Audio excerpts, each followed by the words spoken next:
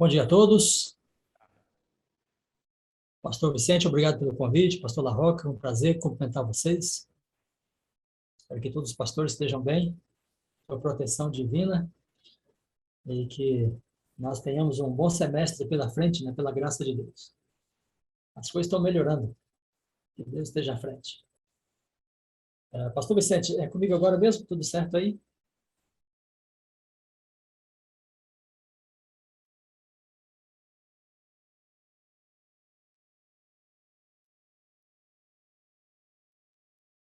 Ok? Bom, então eu entendo que é o momento agora.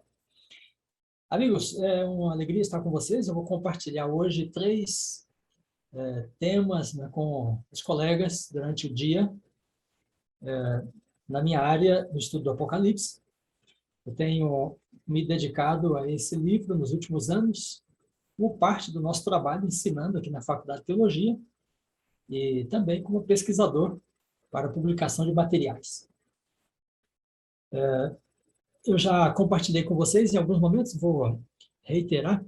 Nós temos um grande desafio na Faculdade de Teologia, que é inserir o trabalho, né, da teologia adventista no contexto dos congressos, das revistas qualificadas de teologia e religião no Brasil. Nós começamos em 2017 esta campanha, né? Até 2017 nós não tínhamos nenhuma participação como teólogos adventistas, né, como pastores adventistas, nas revistas de religião e teologia no Brasil, e nem nos congressos. Mas graças a Deus nós temos tido êxito em inserir nosso trabalho com metodologia adventista, né, nas fontes e nos congressos de religião no Brasil.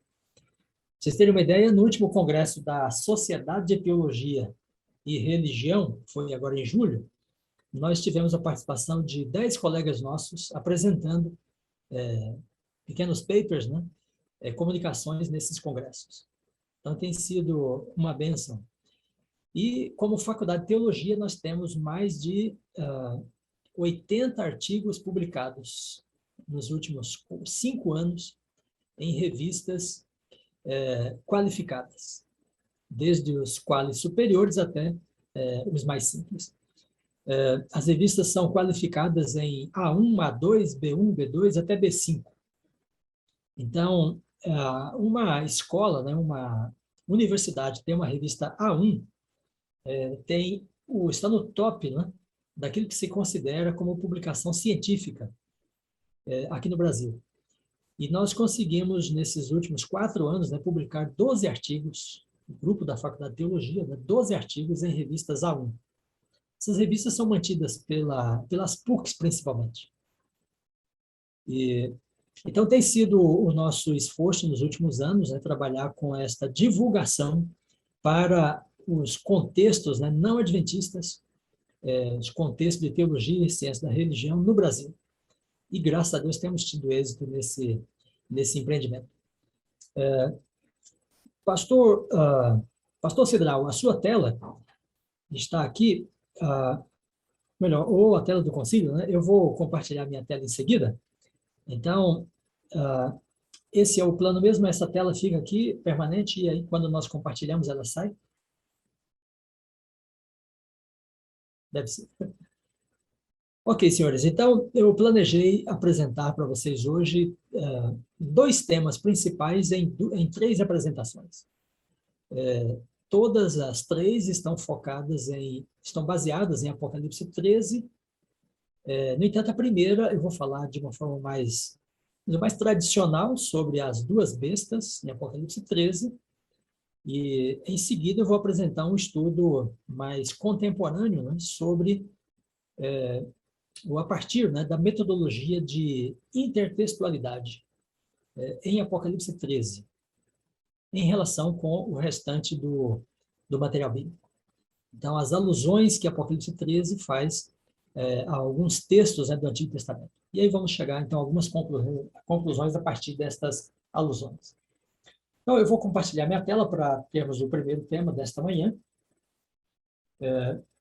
Esse tema já tenho apresentado em alguns lugares e tem uma introdução aqui voltada para o contexto, né, em que nós estamos, que é o contexto de mudanças, de sinalização, né, de mudanças no contexto do governo, da economia, né, das questões do mundo.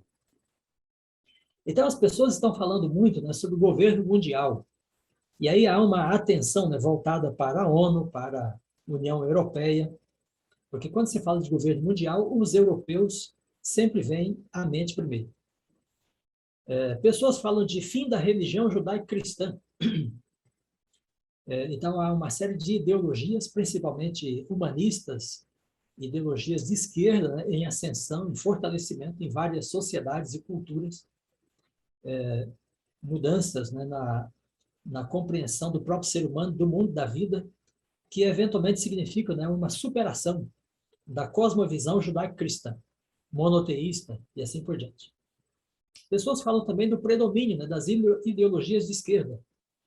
É claro que esta é uma questão pontual, deste momento, né, estas bandeiras, legendas, elas alternam, tanto no Brasil, na América do Sul, quanto na América do Norte, entre republicanos e democratas, e também na Europa. Moeda mundial, né? Então isso tem sido também uma coisa cogitada, falada. Acordo verde, né? Então, uma série de contratos, pactos, agendas voltadas, né, para a questão da ecologia. Uma nova humanidade. Então, ideologia de gênero, uma nova percepção do ser humano, como se sinalizasse, né, numa projeção de um novo ser humano e nova era. Bom, de modo geral, quase todas essas questões levam a atenção a estar voltada para a Europa e não necessariamente para a América. Eu vou sinalizar isso ao longo desta apresentação, em que nós vamos estudar Apocalipse 13 outra vez. Então, a necessidade de nós, como adventistas do sétimo dia, termos uma visão bem clara, né, sobre essas coisas, a partir da nossa compreensão bíblica e a partir daquilo que, historicamente, a Igreja Adventista tem entendido, né, que ou será a condição do mundo, né, no fim ou na crise final. Então, a pandemia, o contexto todo em que nós vivemos, trouxe um grande interesse por profecias novamente, por Apocalipse, por fim do mundo, né? E há uma série de ofertas, né, para as pessoas nesse contexto. E a gente vê isso pelas redes sociais, na internet, pessoas pregando nas igrejas e em lives, né, e assim por diante. Então, há, de fato, uma ebulição de questões escatológicas, não necessariamente bíblicas, não necessariamente adventistas, e, de alguma forma, nós, como adventistas e como pastores e líderes, né, precisamos de sinalizar para as pessoas as coisas da forma mais correta possível, né, ou mais esclarecidas possível, né, dentro da nossa visão adventista. Muito bem, eu vou intitular, então, este estudo de Apocalipse 13, Poderes e Eventos da Crise Final. Poderes e Eventos da Crise Final. Então, considerando todas estas questões que estão em debate, né, em voga aqui, vamos pensar sobre o que o Apocalipse 13 nos fala sobre poderes e eventos da crise final. Em alguns aspectos, a minha apresentação será uma revisão de pontos já conhecidos, em outros eu vou acrescentar alguns detalhes novos. Muito bem, pastores, Apocalipse 13 tem duas visões. A visão da besta do mar e a visão da besta da terra. É interessante observar que as duas visões têm uma alusão, ou fazem, né, uma alusão a Daniel. A primeira visão alude a Daniel 7. E a segunda, com a besta da terra, tem uma alusão a Daniel 8. Essas alusões são muito importantes porque elas são como pistas, né, de interpretação. Que o profeta está falando dentro do contexto bíblico. Então, muitas vezes a atitude, né, de tomar o texto bíblico do Apocalipse e partir para a história não é exatamente aquilo que vai nos trazer uma solução segura, né? Mas tomar o texto do Apocalipse e partir para a Bíblia e depois para a história. porque assim nós poderemos compreender, no contexto bíblico, o pensamento, né, do profeta, aquilo que passava pela sua mente enquanto ele está relatando, né, suas visões. Muito bem, então, a primeira besta, que ele diz que tem cabeça de leão, pés de urso, né? Ela se parece com um leopardo, talvez no seu corpo, seu tronco, e tem 7 cabeças e 10 chifres. Esta besta é uma junção das bestas de Daniel 7. Ela temos um leão, tem um urso, tem um leopardo e tem um animal de 10 chifres. Por outro lado, a besta tem 7 cabeças, que é exatamente a soma de todas as cabeças das bestas de Daniel 7. Então, João deve ter entendido, né, esta visão, e os leitores originais dele, familiarizados com Daniel, devem ter entendido esta visão como um desdobramento da visão de Daniel 7. Um desdobramento, né, dos eventos revelados em Daniel 7. O contexto da atuação, né, desta besta de 42 meses é claramente o contexto da atuação do chifre pequeno, da quarta besta de Daniel 7, que tem um período, né, de um tempo, 2 tempos e metade de um tempo. Há um aspecto humano, né, revelado aqui nas bestas. É interessante que as bestas, como animais monstruosos, híbridos, em geral, não têm características humanas. Então, as 3 primeiras bestas em Daniel, na verdade, as 4, né, não têm características humanas. O chifre pequeno que surge na cabeça, na cabeça da besta, da quarta, né, esse tem olhos e boca que falam. Olhos como de homem. Então, vem um aspecto humano, né, associado ao monstro. A besta, em Apocalipse 13, também é dito ter uma boca que fala. Então, os animais não falam. Naturalmente, ele está colocando uma característica humana, né, no animal ou no monstro. Estas características animais bestiais tratam com poderes políticos, exclusivamente. Quando há uma característica humana, então, esse poder civil incorpora também o elemento religioso. Então, o chifre pequeno, em Daniel 7, incorpora o elemento religioso, porque é o papado medieval. E a besta, em Apocalipse 13, tem a mesma característica, porque ela fala, ela representa um poder civil que também incorpora a dimensão religiosa. Você percebe uma confirmação desse raciocínio quando vai em Apocalipse 17, e aí tem, então, a besta, e montada nela está uma mulher. Aí você tem o elemento civil, poder civil, político, né? E o poder religioso acoplado ou montado, né, sobre essa estrutura do poder civil. Muito bem, amigos. No Antigo Testamento, nós encontramos, de fato, diversas referências à besta. Em geral, as pessoas pensam que Daniel é a única fonte, né, de alusão por parte do Apocalipse.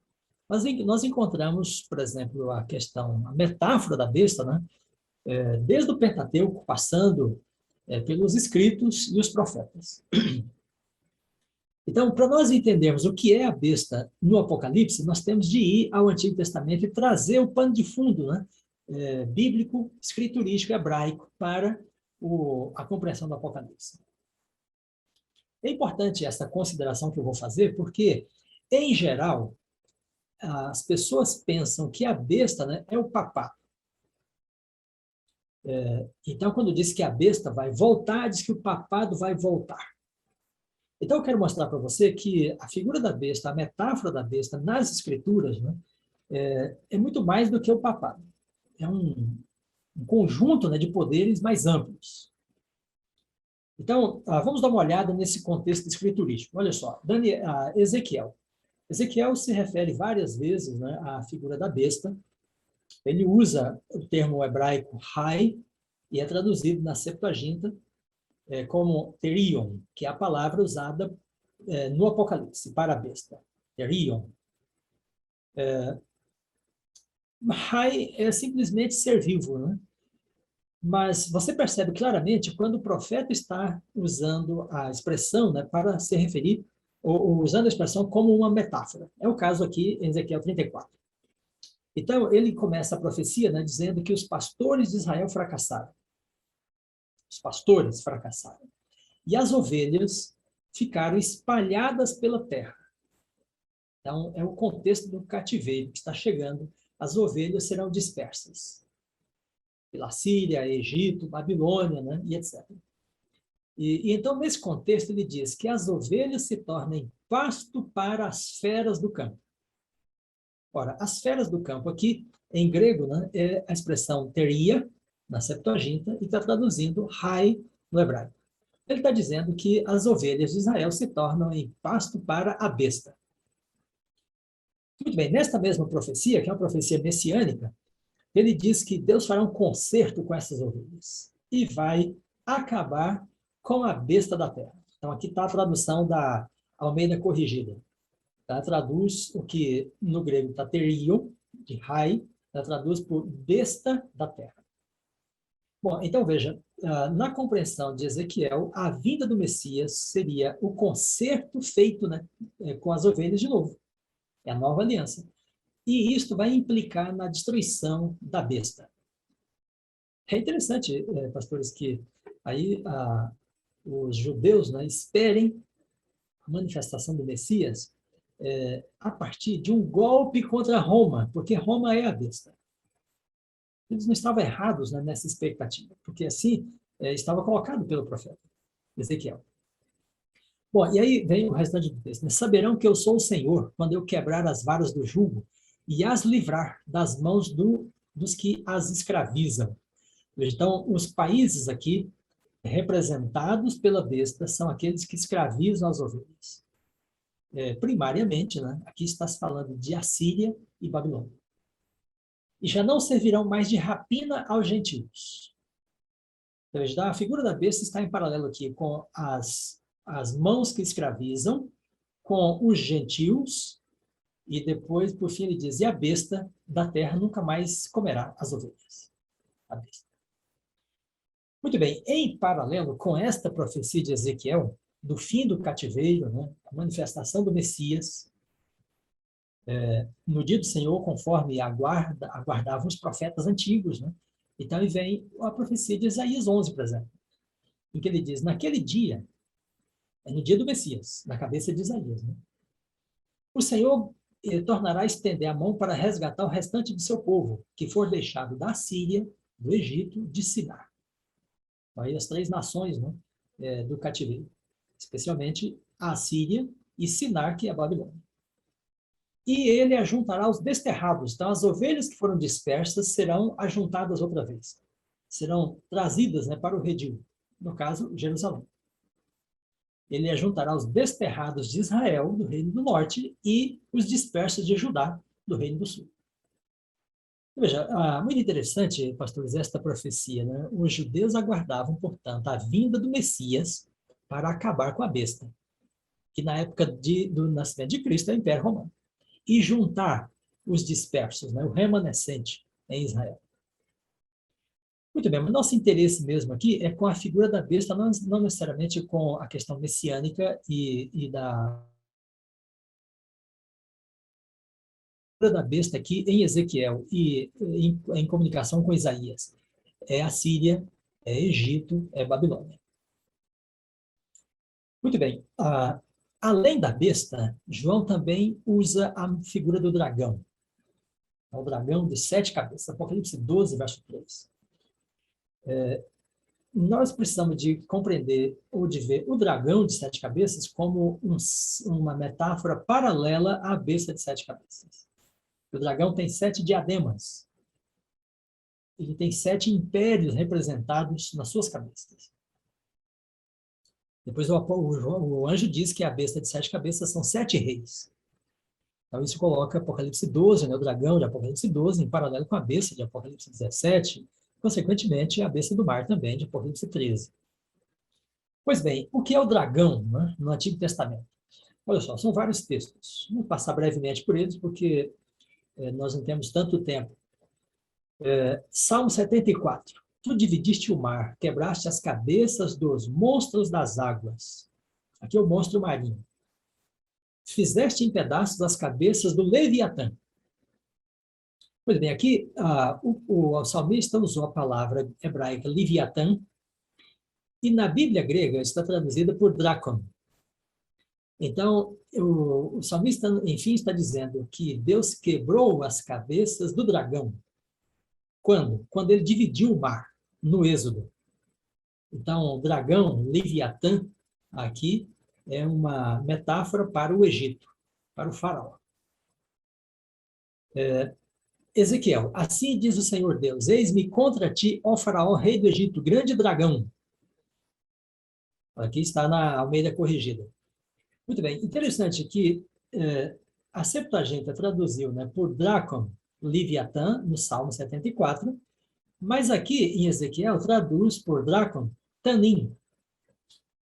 Então, Tanim é um monstro, é uma figura também metafórica aqui, e é uma linguagem para se referir ao Egito. Então, o Egito é Leviatã, é Tanim, que tudo é dragão. Então, logo, o dragão em Apocalipse 12 tem de ser relacionado também com o Egito. Porque, como nós dissemos, João está falando, né? Ele está escrevendo dentro do contexto escriturístico, que é o contexto linguístico, teológico, né? Que molda a sua mentalidade, seu pensamento. Muito bem, em Jeremias, né, 51, agora, Nabucodonosor, rei da Babilônia, é referido como monstro marinho. E agora vem a palavra Tanim também. Então, o Egito é Tanim, que é traduzido por dragão, e a Babilônia também é Tanim, que é traduzido também por dragão. Depois nós temos Isaías 27, né, que é um texto interessantíssimo. Ele diz que no dia do Senhor, ele castigará com a sua dura espada, grande e forte, o dragão, Leviatã, serpente veloz. O dragão, serpente sinuosa, e matará o monstro que está no mar. Bom, agora, então, esse texto de Isaías colocou juntas. Então, o Leviatã e o Tanim são a mesma coisa. É o inimigo de Deus, né, que será combatido no dia do Senhor, será castigado no dia do Senhor com a sua espada dura e forte. Agora é interessante ele também dizer que esse dragão é a serpente veloz ou serpente sinuosa. Curiosamente, pastores, esta é a mesma expressão utilizada, né, no mito de Baal, para se referir ao Leviatã, que também tinha 7 cabeças.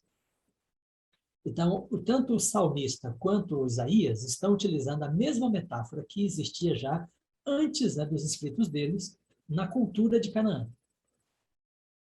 O Leviatã era uma representação das forças do mal que se opunham a Baal, que na cultura cananita era considerado como sendo o Deus da fertilidade, né? Das bênçãos da terra e etc.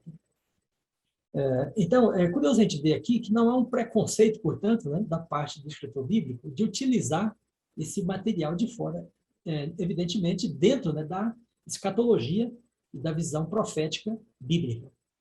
Mas a figura vem de lá, do mundo cananita, que já existia, na verdade, desde a antiga Suméria. Lá no 2500 a.C., né, tem a primeira figura do Leviatã de 7 cabeças. Muito bem, então, em resumo, o que é a besta e o que é o dragão no Apocalipse? É uma metáfora que, no contexto bíblico, é utilizada para se referir a Egito, a Síria, Babilônia, e depois nós temos em Daniel, né, também uma referência à Babilônia, Pérsia, Grécia e Roma. Então, a palavra Roma não está em Daniel, porém, na tradição judaica posterior, né, a partir do 1º século antes de Cristo, então começa a aparecer uma conexão entre a 4ª besta de Daniel e o Império Romano. Então, os judeus entenderam, durante muito tempo, que a 4ª besta de Daniel era uma maneira de se referir ao Império Romano. Isso quando o Império Romano surgiu a partir do 2º século antes de Cristo. Então, pastores, quero frisar para vocês esse ponto aqui agora. Veja, o que é a besta? A besta, eu vou citar então o comentário bíblico, vou citar o Paulin e o Stefanovic, resumindo, né, o que nós fizemos até aqui. Então, o comentário bíblico diz que a besta deve ser identificada com o trabalho de Satanás através das agências políticas. Veja, por isso eu separei os dois símbolos, né? O símbolo monstruoso, animalesco, bestial, do símbolo humano. Então, em Apocalipse 17, a mulher e a besta do outro lado. Pois bem, a besta, segundo o comentário bíblico, né, trata com as agências políticas, os poderes civis, que legislam, que têm polícia, que têm tribunais, que podem julgar, podem prender, julgar, condenar e executar. Então, poderes civis. O Paulinho diz, a besta representa, então, um poder, né, que vive, morre e torna a viver 7 ou 8 vezes. Então, desde o Egito até o último império, né, são 7, segundo Paulinho, 8 bestas. Na verdade, é uma besta só, mas ela tem 7 cabeças. No fim, depois tem uma anexa ainda, uma oitava. E o Stefanovic diz que a grande meretriz, né, olha só, a religião, o poder religioso representado pelo elemento humano, né, a mulher, encontra seu apoio na besta, que aparece na história como uma sucessão de reinos seculares infiéis. Então, a besta como uma representação de poderes civis seculares, que, em algum momento da sua história, né, se tornam instrumentos de Satanás contra o povo da aliança. Então, por que estou frisando esse ponto? Porque nós olhamos, muitas vezes falamos, né, do papado como sendo a besta, mas, na verdade, o papado é a besta no contexto da Idade Média, quando o bispo de Roma, né, o cabeça da igreja, desempenhou o poder político e civil, tendo autoridade, né, civil sobre os governantes europeus. Depois daquele período, o catolicismo, o papado, não é mais a besta, biblicamente falando. Ele pode ser, ele deve ser relacionado, né, com a mulher em cima da besta, depois. Mas a besta é um poder civil, que pode promulgar leis, pode prender, pode julgar, pode condenar, pode executar. Então, isso é Egito, Assíria, Babilônia, todos esses poderes imperiais. Muito bem, então, esta é uma maneira, né, de ler a besta a partir de uma perspectiva bíblica. Entendendo, né, que a linguagem que João está utilizando extrai do Antigo Testamento. E o Antigo Testamento, portanto, né, é a fonte de decodificação do símbolo. Bom, confirmando essa leitura, né, é por isso que o anjo diz, né, a besta tem 7 cabeças, que são 7 reis. Aí ele diz, 5 já caíram, um existe, e outro está para vir. Então, os 5 aqui, né, de Grécia para trás, tem de chegar até o Egito. O que existia no tempo de João é Roma. O que estava para vir era Roma papal. Se você ficar em dúvida acerca de durar pouco tempo, né, para Roma papal, que é o que dura mais tempo, né, porque Roma papal por 1260 anos é o que mais durou. No entanto, colegas, vejam que ele usa a expressão grega oligon aqui, não é? Oligon também é utilizado em Apocalipse 12:12 para dizer que o dragão, depois da cruz, né, tem pouco tempo, já tem 2000 anos. Agora, quando ele diz que o dragão, após o milênio, né, é solto por pouco tempo, aí ele não usa oligon kairon, ele usa micron cronon. Então, micron cronon expressa uma expectativa de tempo, né, cronometrada, enquanto que oligon kairon não necessariamente cronometrada. Ou seja, é uma perspectiva de tempo que na mente de Deus será breve, porque já está definido que vai terminar. Mas da perspectiva humana não necessariamente é breve. Então, é o mesmo pouco tempo que o dragão tem após a cruz. Pois bem, então, fechei aqui essa parte sobre a primeira besta, a sua representação como metáfora, né, na mentalidade bíblica. Eu vou passar, então, para a segunda besta. Se você tiver uma pergunta, alguma observação, anote aí.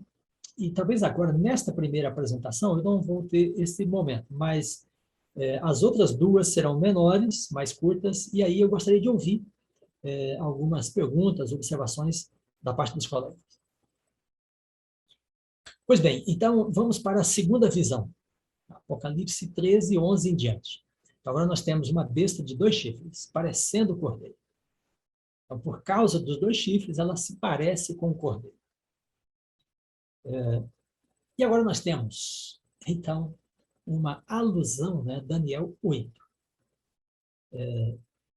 Na visão de Daniel 8, tem um carneiro de 2 chifres.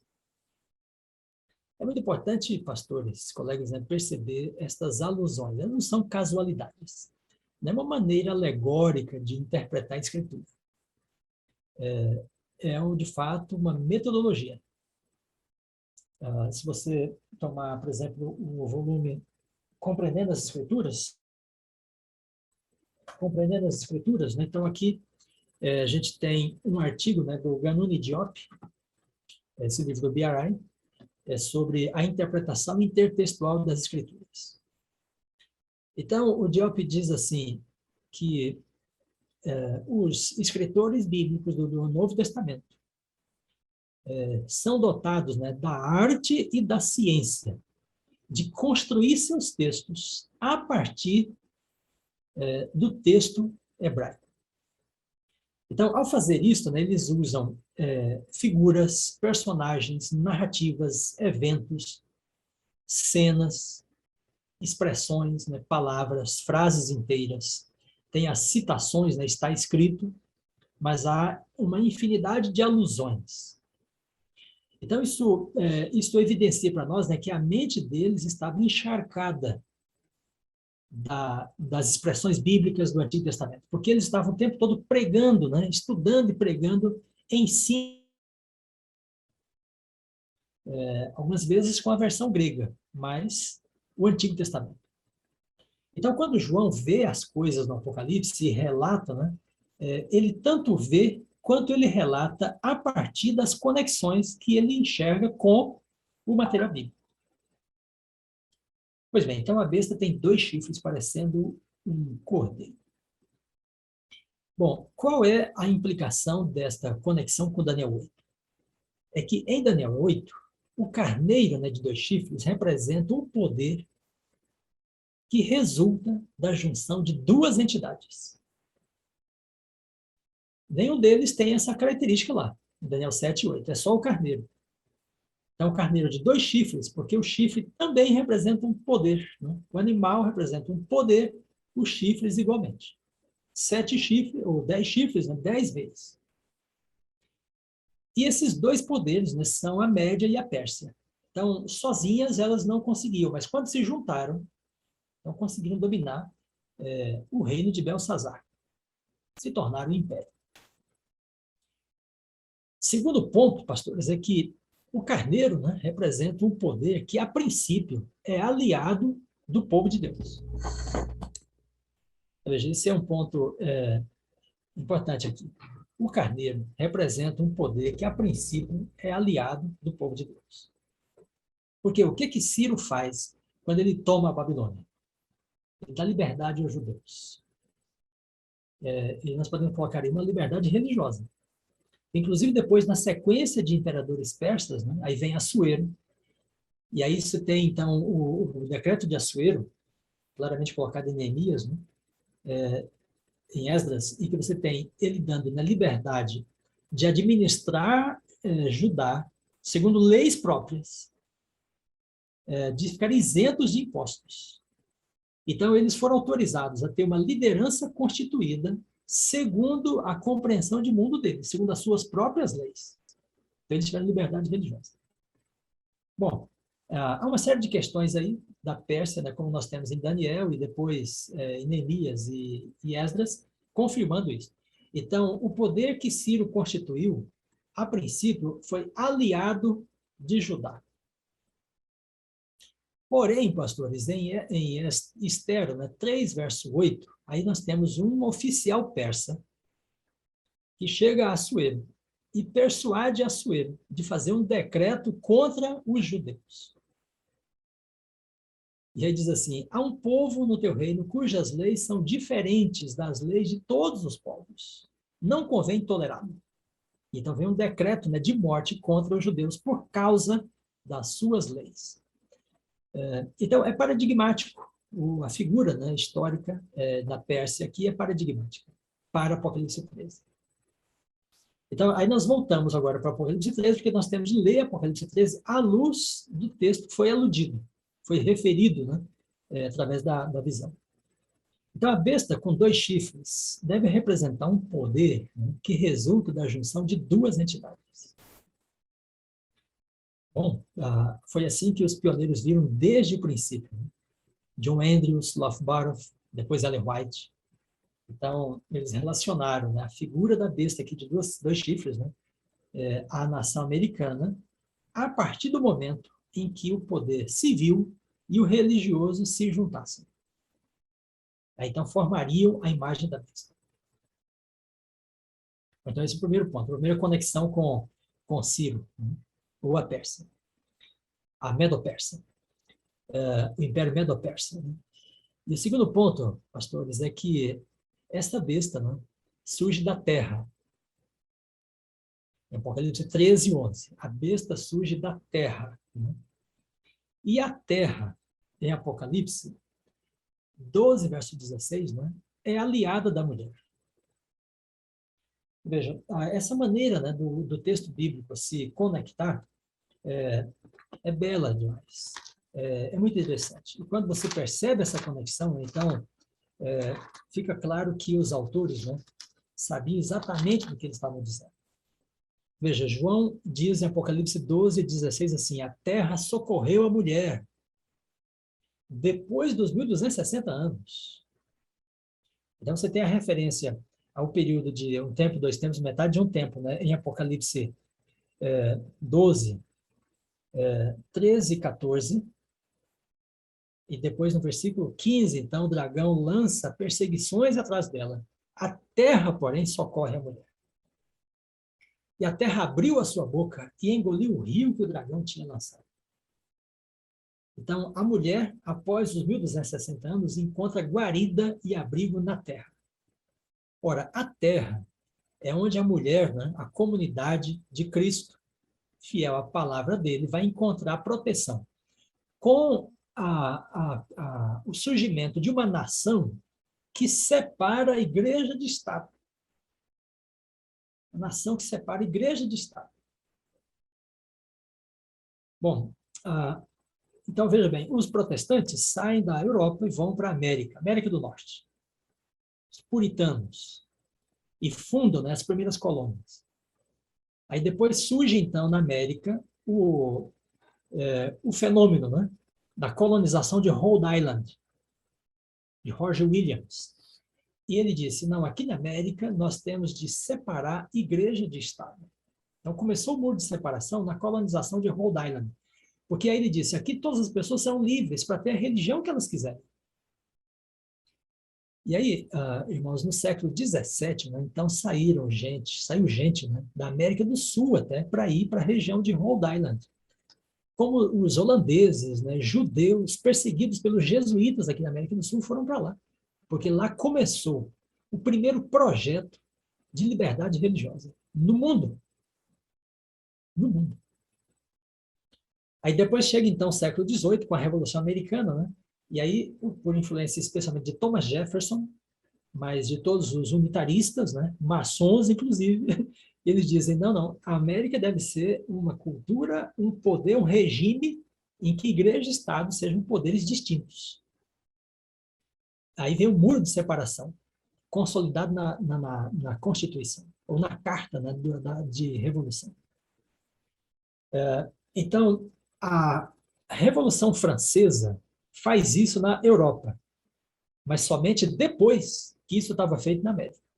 Porque na América a Revolução é 1776. Na França, a Revolução é 1789, 13 anos depois. Então, a América é o primeiro regime que separa a igreja de Estado e cria o conceito de liberdade religiosa. A América do Norte. Então, pastores, quando a besta surge da terra, né, essa ligação com Daniel nos permite dizer, né, que, assim como no caso da Pérsia, a princípio ela promove liberdade religiosa perseguidora deles, pelo mesmo motivo, por causa de leis diferentes. A América é um regime, né, que estabelece essa distinção dos dois poderes, da liberdade religiosa. Essa liberdade se espalha pelo mundo, mas depois chegará o momento em que os dois poderes se juntam outra vez. E aí então vem um contexto de perseguição. Bom, então nós estamos lendo, né, Apocalipse 13 à luz de Daniel 8, com o carneiro de 2 chifres.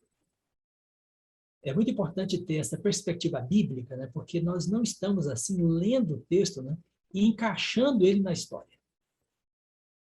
Nós primeiro estamos entendendo o texto dentro da mentalidade bíblica, das escrituras como um todo, né, para depois buscar o seu cumprimento, né, sua relação com os eventos históricos.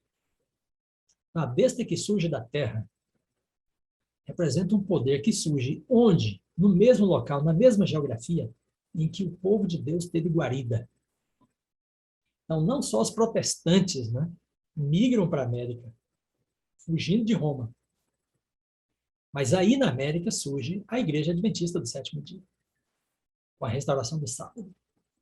E é nesse lugar que tem de surgir esse movimento, porque é aí que existe o princípio, né, fundador de liberdade religiosa.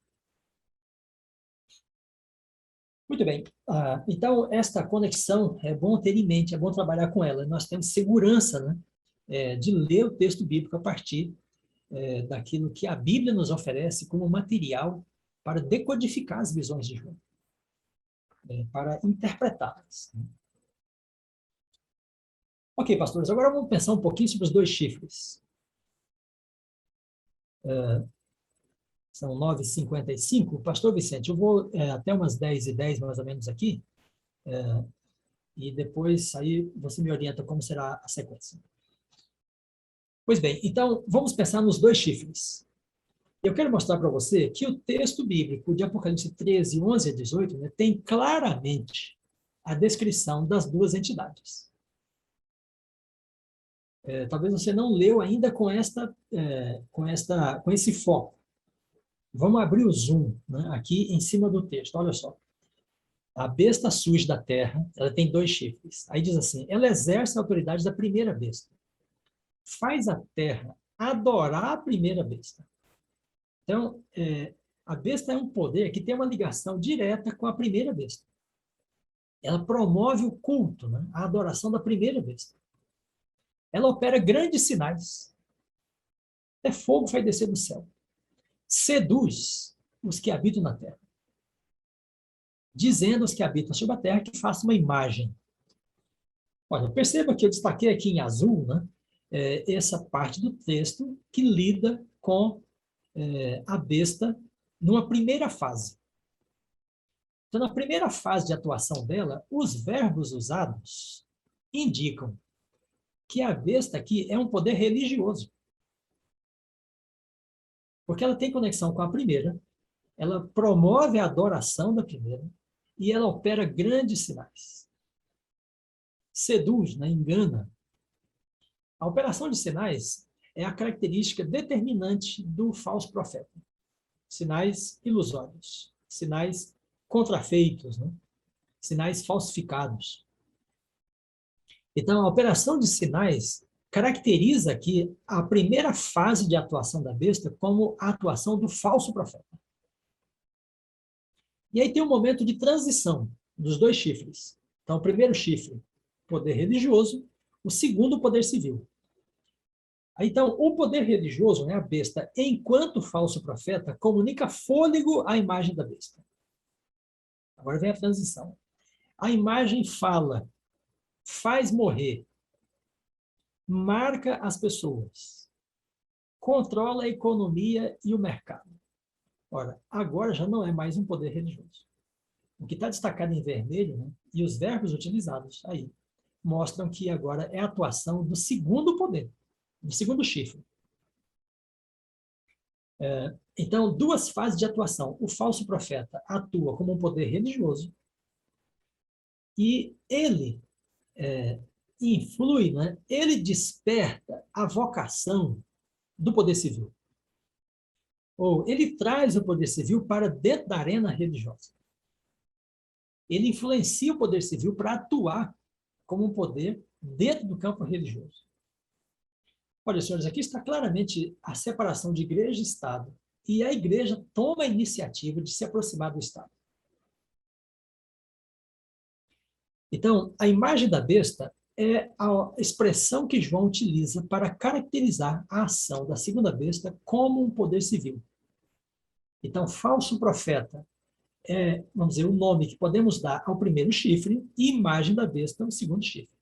Porque os dois poderes estão colocados na mesma figura. Só que é um momento em que eles estão separados. E chega um momento que eles se juntam, que é quando o poder religioso comunica fôlego ao poder civil. Insufla, né, o poder civil. Muito bem, então a besta tem 2 chifres, parecendo cordeiro, e os 2 chifres estão claramente representados aí no texto. Então, pastores, os pioneiros não leram, né, a partir de Daniel 8, mas estava claro para eles que na América tem 2 poderes. E quando você estuda a cultura americana, isso fica muito claro. O Estado e as igrejas são 2 poderes nos Estados Unidos. O Estado, poder civil, e as igrejas. Isso é claro desde a colonização. Desde a colonização. Na independência, os unitaristas, né, que eram os detentores do poder civil, eles não podiam fazer nada na Revolução sem que eles tivessem a participação dos protestantes, dos líderes religiosos. E eles conseguiram. Eles eram brigados. Os protestantes odiavam os unitaristas, que não criam nem no Espírito Santo, nem em Cristo, né? Só na providência. Aí eles se unem quando tem um inimigo comum, que também é um caso paradigmático. Então, 2 poderes em Apocalipse 13 a 11. 13, 11 a 18. O falso profeta, poder religioso, e a imagem da besta, o poder civil, poder de um rei. Como que Ellen White viu isso? Olha só, Grande Conflito, página 443. O que é a imagem da besta e como será ela formada? A imagem é feita pela besta de 2 chifres. E é uma imagem à primeira besta. Então, ou seja, a primeira besta atuou na Idade Média e encerrou o seu período. Então, agora vem a besta de 2 chifres, né, e constrói uma imagem, uma reprodução do que foi a primeira besta. Aí ela diz, a fim de formarem os Estados Unidos uma imagem da besta, agora veja, um poder religioso deve a tal ponto dirigir o governo civil que a autoridade do Estado seja empregada pela igreja para realizar seus próprios fins. Pois bem, então agora nós temos, ela percebe claramente os 2 poderes, e eles se juntam, poder religioso das igrejas, o poder civil do Estado. A imagem da besta representa a forma de protestantismo, diz ela, que se desenvolverá quando as igrejas protestantes buscarem o auxílio do poder civil. Então, de novo, os 2 aí claramente representados. No próprio ato de impor um dever religioso por meio do poder secular, formariam as igrejas mesmas uma imagem à besta. Olha só. Agora ela chegou mais perto ainda, né, do que nós acabamos de dizer. As igrejas formam a imagem da besta, com a obrigatoriedade da guarda do domingo. Então, pastores, deixa eu minimizar aqui agora, para eu falar aqui diretamente para vocês, sem a tela. As igrejas formam a imagem da besta. A partir do momento que elas entram no aparelho do Estado. Então, esta é a percepção de Ellen White e é este o que nós vimos no texto bíblico. A besta, como falso profeta, comunica fôlego à imagem da besta. Então, aqui eu vou desenvolver alguns raciocínios com vocês. Primeiro, onde é que começa, né, um processo que dá início à crise final? Segundo Apocalipse 13. Não é na Europa, é na Terra, é na América. Não é com a ONU, não é com a União Europeia, não é com o papado, é nos Estados Unidos. Isso é a percepção de Ellen White, isso é a percepção que nós temos do texto bíblico. Porque é na Terra, onde a mulher foi socorrido. Segundo ponto, senhores. Quando a besta, como falso profeta, comunica fôlego à imagem, significa que a imagem está morta. Ok? Está sem fôlego. Né? O que é que estava morto, né? No contexto de Apocalipse 13?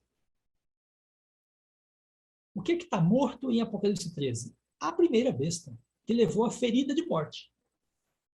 Mas diz que ela leva a ferida de morte e torna a viver.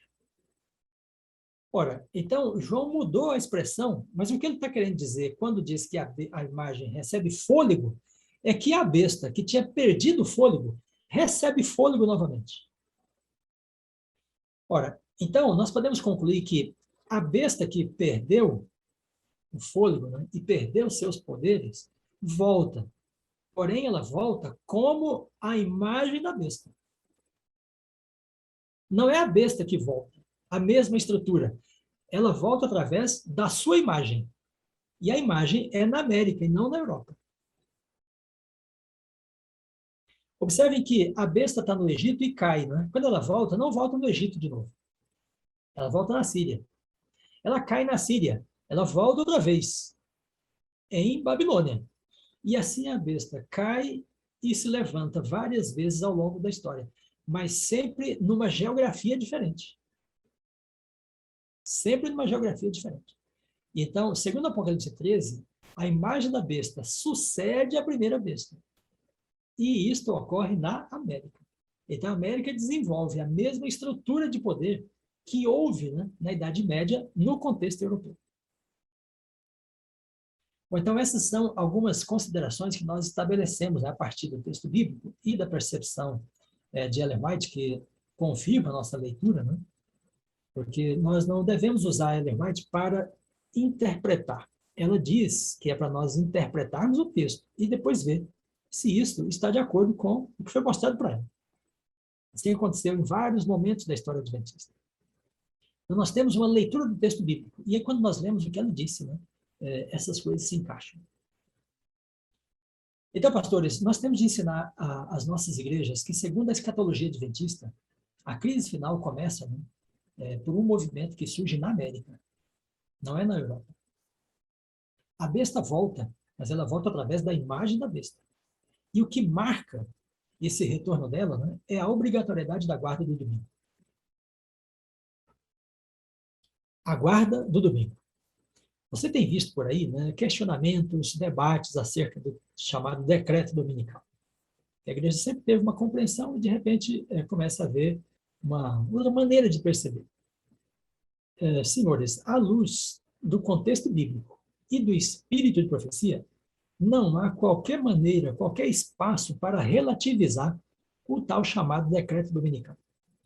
Porque ela diz que é a guarda obrigatória do domingo, né, que marca o surgimento da imagem da besta. Muito bem, eu vou partir então para a conclusão do tema. Deixa eu mostrar para vocês essas imagens aqui. Porque, veja, nós falamos de vários poderes, Assíria, Egito, Assíria, Babilônia, até Roma, papal, e depois a nova Roma, que é Estados Unidos. 8 impérios. Eles são representados no corpo do dragão e no corpo da besta. Por que um corpo só? Uma metáfora só para falar desses poderes todos. Porque, em última análise, eles todos, né, são um poder só. Eu vou, então, ilustrar esse ponto, né, com essas imagens. Aqui nós temos um obelisco, né, no Egito.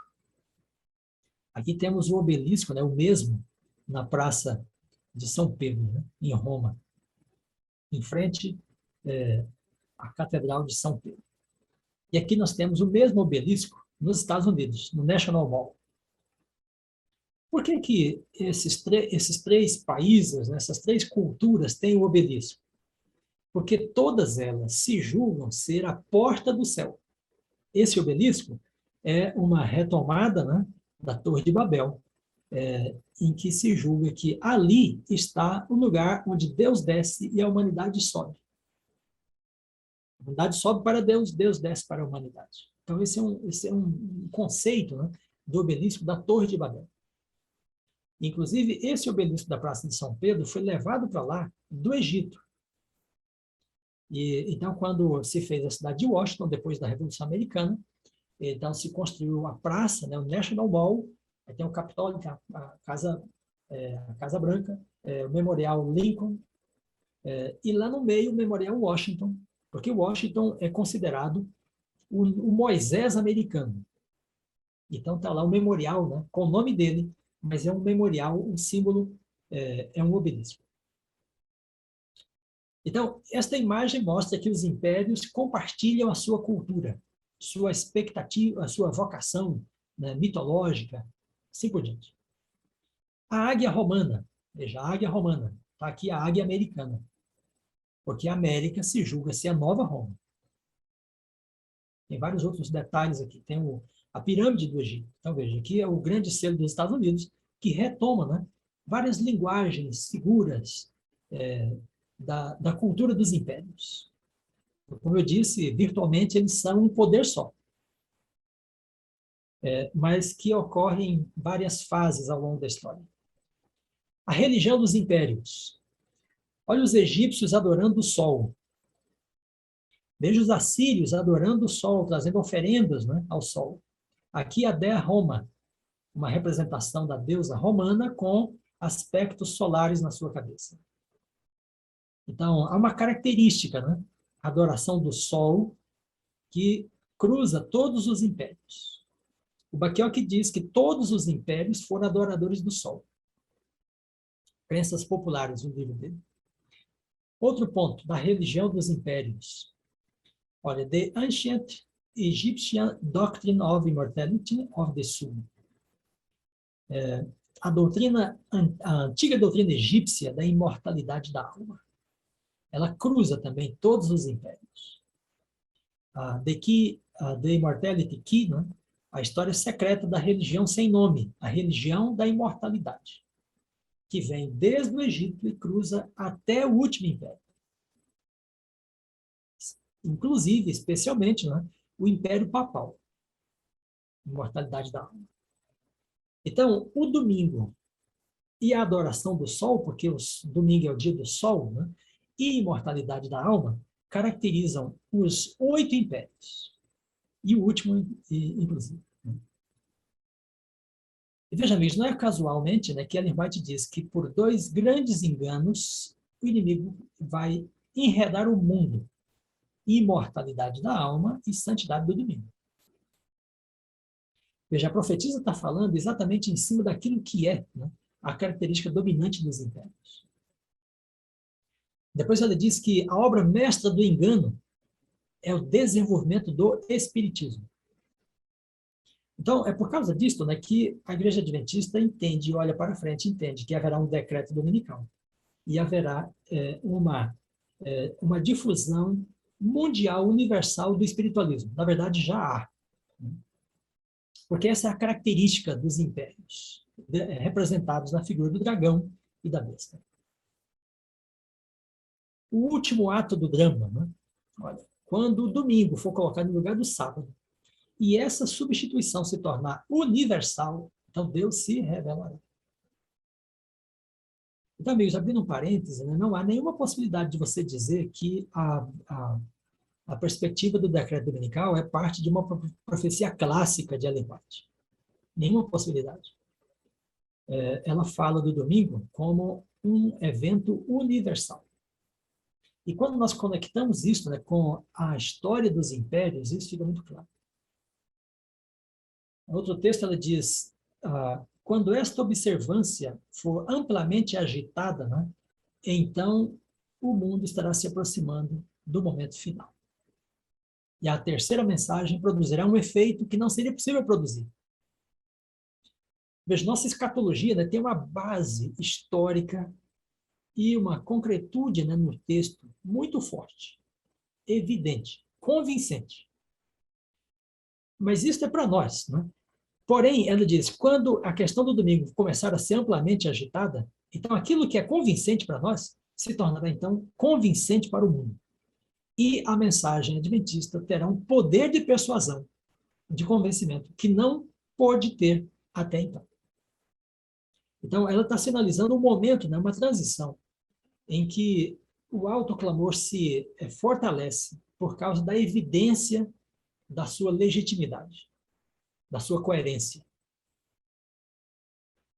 Então, por fim, quando os Estados Unidos, o país da liberdade religiosa, olha só, que separou a igreja do Estado, a terra, né, que socorreu a mulher, quando ele se aliar ao papado, a fim de dominar as consciências e reverenciar o falso sábado, os demais países do mundo serão induzidos a imitar seu exemplo.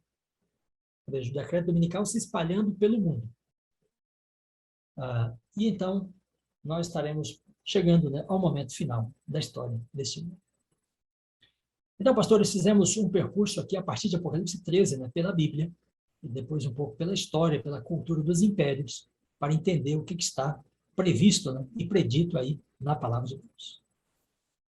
Que Deus abençoe você, que você tenha o discernimento do Espírito para compreender a palavra profética e que você possa ensiná-la claramente para a sua igreja e preparar esse povo, né, sob a sua liderança, para dar o alto clamor, a última mensagem ao mundo e finalmente esperar Jesus voltar.